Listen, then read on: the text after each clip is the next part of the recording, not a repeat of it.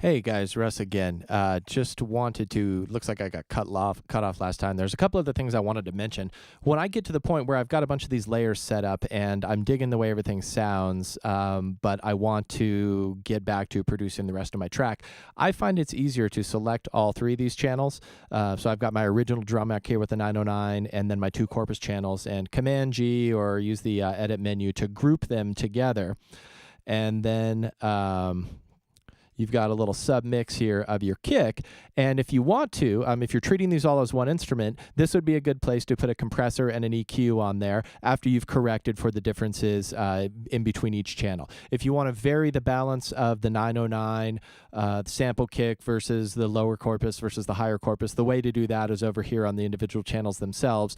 But once you've got sort of a composite that you like, psychoacoustically, it can help to make those separate elements hit the ears as one single instrument if they are all going through the same compressor and the same EQ. Now, that may not be what you want to do. You may want to distinguish them even more, in which case you're better off just leaving them alone. But even still, I like having them all under a single fader and being able to collapse them in a group, both for the arrangement view as well as the session view.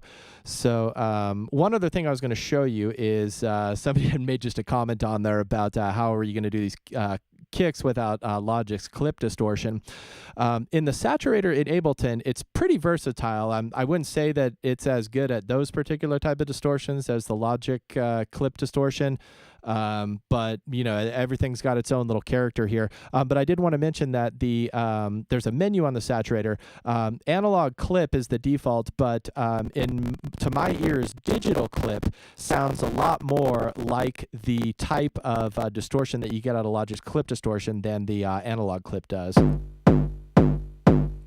And to me, that just sounds a little bit more in that nasty digital kind of range, and stylistically is a better complement to hardstyle, perhaps, than the analog clip. So anyway, I'll try and keep it under 15 minutes this time. I got it cut off last time. But if anybody has any comments or any questions, please fire away.